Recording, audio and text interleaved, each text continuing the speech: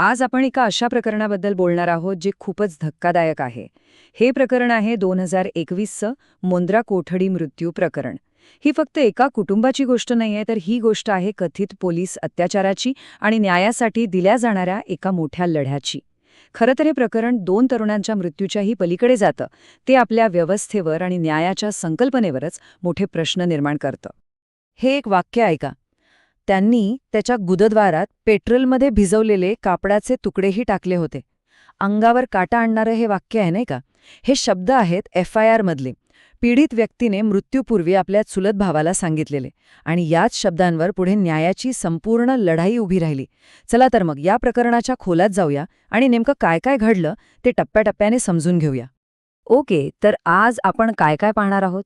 सगळ्यात आधी तो दुःखद कोठडी मृत्यू, मग त्यामागचे क्रूर अत्याचाराचे आरोप, आरोपी पोलिसांचा शोध कसा लागला, खटल्याचा लांबलेला प्रवास, न्यायावर आलेलं संकट आणि शेवटी त्या कुटुंबाचा न्यायासाठीचा अविरत लढा.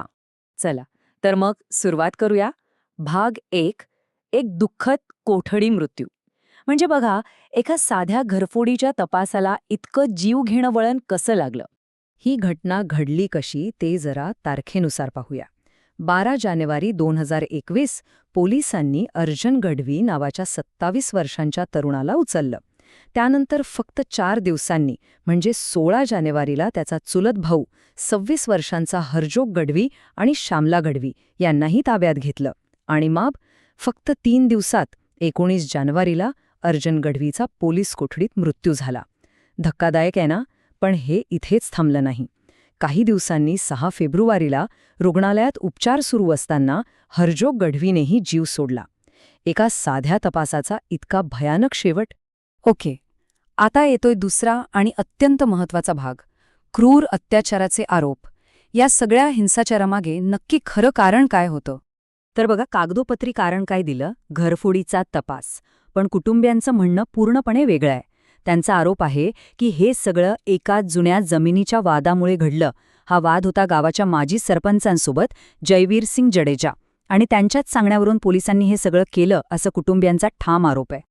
FIR मध्ये जे तपशील आहेत ना, ते वाचून अंगावर शहारे येतात. पीडितांना काठ्या, पट्टे, लाथाबुक्यांनी तर मारलंच, पण त्यांना विजेचे शॉकही दिले. इतकंच नाही तर ज्वलनशील पदार्थ वापरून धमकावलं गेलं.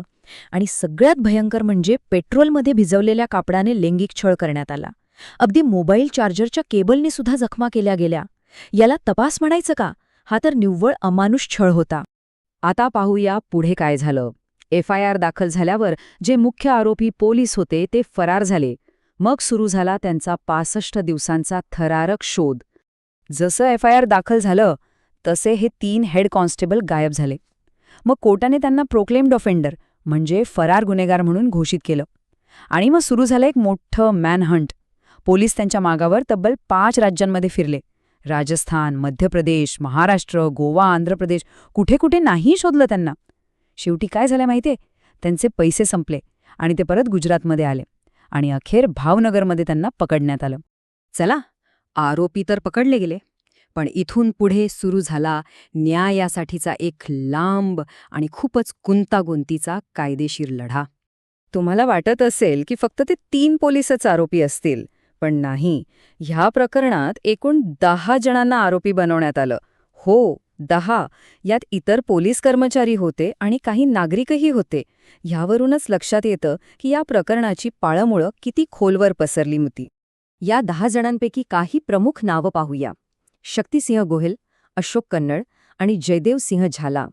हे तिघे तर मुख्य आरोपी हेड कॉन्स्टेबल होतेच, पण त्यांच्यासोबत तत्कालीन पोलीस इन्स्पेक्टर J. पडियार आणि ज्यांच्यामुळे हा वाद सुरू झाला ते माजी सरपंच जयवीर सिंह जडेजा यांनाही आरोपी करण्यात आलं.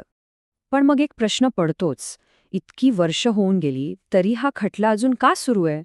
आरोपी पकडले गेले, मग न्याय मिळायला इतका वेळ का लागतोय? शेवटी हा विलंब बघून गुजरात हायकोर्टाला यात लक्ष घालावं लागलं.